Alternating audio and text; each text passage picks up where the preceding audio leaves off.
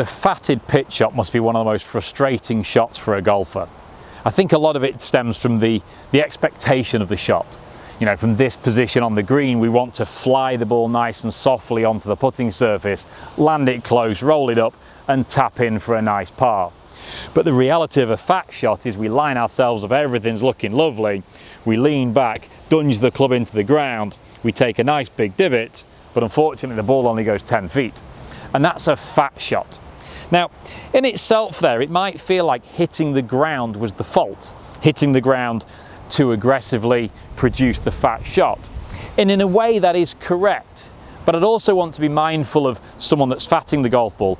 I wouldn't want to scare them off completely from hitting the ground, because if you're fatting the ball and someone says you're hitting the ground, stop hitting the ground, the reality is you're going to end up thinning a lot of your pitch shots. You're going to be too high, hit middle or top of the ball, and you'll end up thinning them.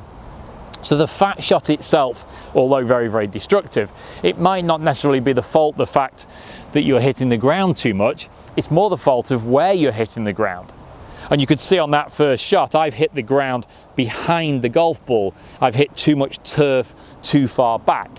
That often stems from the position of your body weight. Imagine that I take a club and it's a pendulum hanging from my chest here. If I lean my body weight back, positioning it on my rear leg, turn into my backswing and stay on my back foot as I hit the ball, chances are my body weight stays back, therefore my low point, my divot, is going to stay too far back as well, and there's the fat shot. The reality of what we want to do when we're pitching is, yes, we should still hit some turf, not too deep necessarily, but just bruising the turf. But we want to bruise the turf after we hit the golf ball. So we hit the ball and then the club bottoms out. The low part of the arc is after the golf ball.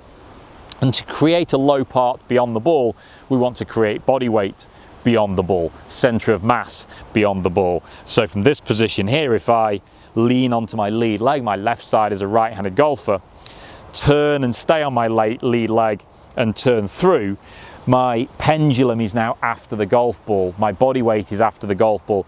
Therefore, my low point will be after the golf ball.